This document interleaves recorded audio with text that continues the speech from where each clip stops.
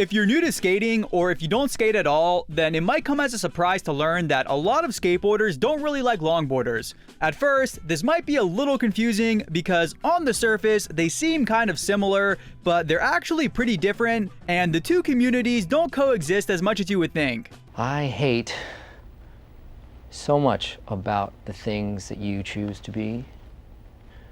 In this video, we're going to go over why skateboarders don't like longboarders. Now, even though this is a skateboarding channel, keep in mind that the point of this video isn't to say which one is better, it's just to explain the differences between them. Personally, as long as you're a decent person, I don't care what you do, but as someone who's been in the skateboarding community for over 10 years, I feel like I have a good grasp of why skateboarders don't like longboarders. If you feel like anything was left out, go ahead and leave it in the comments, do me a favor and leave a like on the video, check out the links in the description, and with that said, let's get right into it.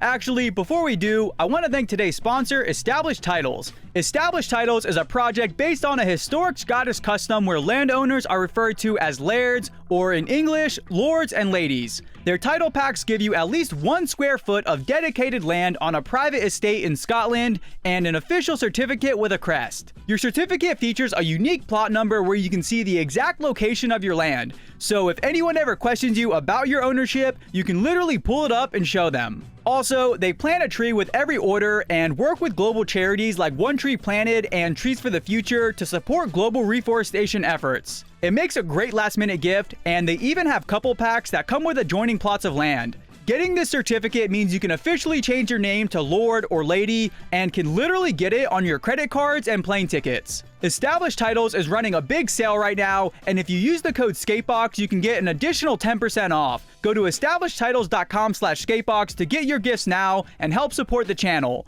Thanks again to Established Titles for sponsoring today's video. So to start things off, the first reason why skaters don't like longboarding is because it's not really that hard to do. Now, this isn't to say that every longboarding trick is easy, but for the most part, they're way easier than skateboarding tricks. For example, if you took someone who's been longboarding for years and asked them to kickflip on a normal skateboard, there's a good chance that they couldn't do it. Can you do a kickflip in that thing? We'll try for you. Ooh. On the other hand, if you put a normal skateboarder on a longboard, they can most likely do basic tricks right away. Even at a more fundamental level, just standing on a longboard is way easier than standing on a normal board, which is exactly why a lot of people choose the longboard in the first place. You might not personally agree with this perspective, but since skateboarders see longboarding tricks as easier, they don't get the same level of respect. Again, if you take the top percentile of longboarders in the world, they're probably doing tricks that normal skateboarders can't do, but if you take an average group of skateboarders and an average group of longboarders, the group of skateboarders are most likely going to be doing tricks that are a lot harder to learn. Reason number 2 is that the core longboarding community isn't that big. Skateboarding is something that people live and breathe and base their entire life around. There are some people who just skate when they're a kid and eventually quit, but there's also a large percentage of skateboarders who spend their whole life skating. These people are normally active members of their skate scene, and they do things like start skate companies or host different skateboarding events or even help get new skate parks built.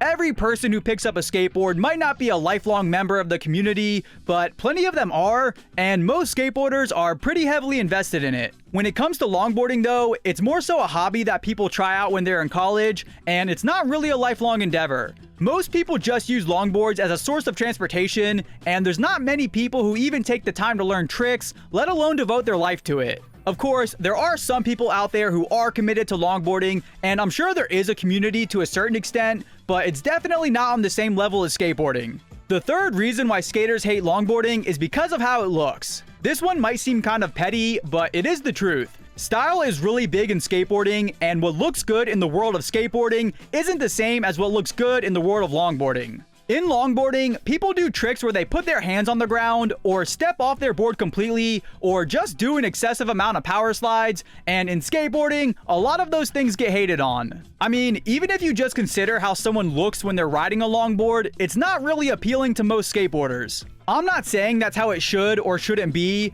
but as of now, that's just how a lot of skaters see it. The problem is, because of how longboards are designed, it's kind of difficult to do a trick that would look good to a skater. Since longboards are so much more cumbersome than normal boards, most longboarding tricks just look weird and clunky, and there's very few that would be considered stylish from a skateboarder's perspective. As it is, a lot of skateboarders hate on normal skateboarding tricks, so getting them to like a trick done on a longboard is going to be pretty tough. Moving on, another reason why skaters don't like longboarders is because they tend to get in the way at skate parks. Now, longboarders aren't super common at skate parks, but you do see them occasionally, and whenever they are there, they usually get in the way. Oftentimes, the people who gravitate to longboarding have no experience at skate parks, so they don't understand basic skate park etiquette. This means that when longboarders go to a skate park, they often end up breaking a lot of these unspoken rules, which can definitely rub skaters the wrong way. Things like not snaking other people, going with the normal flow of the park, or just not standing or sitting on ramps are all basic skate park rules that a lot of longboarders break. This isn't exclusive to longboarders though, and most people who are new to skate parks don't understand the basic rules right away, but since a lot of skateboarders already don't like longboarders, it definitely doesn't help their case. So the next reason is that in the eyes of skateboarders, a lot of longboarders are posers. Even though longboarders might take the time to learn how to ride around and do a few tricks, it's not nearly as difficult or time-consuming as skateboarding, so in the eyes of many skateboarders, they're still considered posers. When someone learns how to skate, they have to take a certain level of risk in order to get better, and it also takes a significant amount of time and effort to get good at. In skateboarding, you kind of have to earn your stripes, and a lot of skateboarders see longboarders almost as pseudo-skaters who didn't really earn anything. They dress like skateboarders and they try to give off a skateboarder vibe, but they didn't put in the same level of time and effort that actual skateboarders do. Yeah, I skate. You got that for the boomerang? Okay, sick. Can we drive back? It's definitely possible to get hurt longboarding, and it does require time and effort to learn, but since it's not on the same level as skateboarding, a lot of core skaters view it as something for posers. Also, it probably doesn't help that tons of people who longboard only do it for the aesthetic, and oftentimes they can barely even ride it, let alone do any tricks. The majority of longboarders might not fall into that category, but a decent amount of them do, so in the minds of skaters, sometimes they get grouped together. Since longboarding is already seen as the safer, easier version of skateboarding, and a lot of longboarders can barely even stand on a board, some skateboarders just see all of them as posers. The next reason why skaters don't like longboarding is that there's a limited amount of tricks that you can learn. Since longboards don't have a nose or tail, and they can't be flipped the same way a skateboard can, and they aren't meant to skate ramps, rails, or gaps, they're much more limited in terms of what you can do with them. This means that if you're one of the few people who actually put in the time and effort to learn more advanced longboarding tricks, in a sense, you're almost wasting your time because eventually you're going to hit a ceiling. One of the biggest appeals to skateboarding is that there's essentially an unlimited amount of tricks that you can learn, and it's virtually impossible to ever reach a limit of what can be done. With longboarding, there's only so many power slide variations out there, and sooner or later, you're going to learn most of the tricks that are possible. This is a similar dilemma to both scooters and rollerblades. Even if someone gets to the point where they can do tricks that are impressive, they've spent a significant amount of time learning something that has a much lower ceiling than skateboarding, so in some ways, it's kind of a waste of talent. For example, if someone got really good at unicycling, a lot of people would be impressed by it, but at the same time, they could have used that effort to put towards something with a lot more possibilities. There's nothing wrong with someone getting good at unicycling if that's what they want to do, the same way there's nothing wrong with getting good at longboarding. The thing is, it's just kind of limited, so in the eyes of a skater, it just makes more sense to put that effort towards something else. If someone only uses a longboard to commute, or if they simply enjoy riding down hills, this might not matter, but if someone is going to invest their time into learning tricks, it'd be better to pick something that's a little more scalable.